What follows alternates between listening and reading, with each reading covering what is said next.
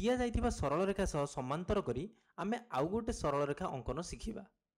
एठारे आम पाखरे गोटे सरल रेखा अछि P, आम पाखरे गोटे बिंदु अछि A।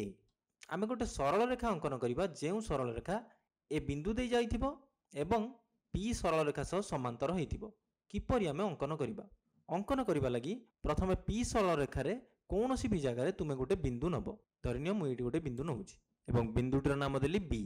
एबे A एवं B बिंदु को आमे जोड़िकी गोटे रेखाखंड अंकन करिबा। तेणु मु स्केल साहाय्य रे A एवं B बिंदु को जोड़िकी गोटे रेखाखंड अंकन करिली।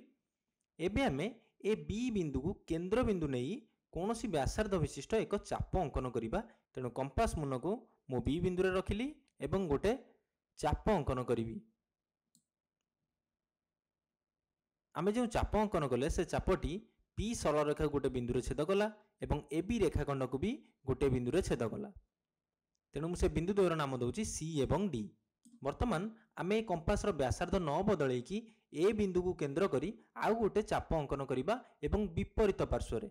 देखो ए चापटी आमे डाहाण पार्श्व रे अंकन करिचे, तेणु ऊपर जे चाप अंकन करिबा बाम पार्श्व रे अंकन करिबा। तेणु मु प्रथमे ए बिंदु ऊपर कंपास रो मुन रखिली एवं गोटे चाप अंकन करिली। एबे आमे जो चाप अंकन करिले से चाप AB रेखाखंड को गोटे बिंदु रे छेद कला। से बिंदुर नाम मु दउछि E। एबे आमे एई CD एही दूरता को कंपास साहाय्य रे मापिबा। तेणु C बिंदु रे रखिली कंपास रो मुन एवं D बिंदु रे रखिबी पेंसिल रो मुन।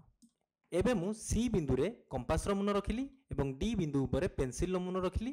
तेणु ए CD रो दूरता को मु मापि देली।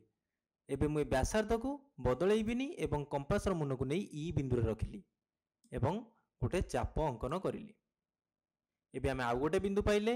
एई बिंदुर मु नाम दउछि F।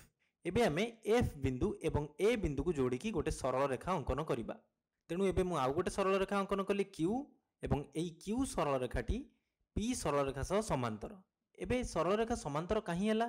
कारण आमे देखो एटी CD एई चाप को मापिकी एटी EF चाप अंकन करिले।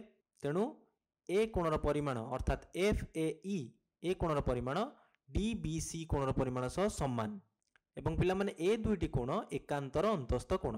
एवं आमे जानिचे जदि एकांतर अंतस्थ कोण द्वयर परिमाण समान हुए तेबे से सरल रेखा द्वय समांतर हेबे। सेथिलागि P एवं Q सरल रेखा समांतर।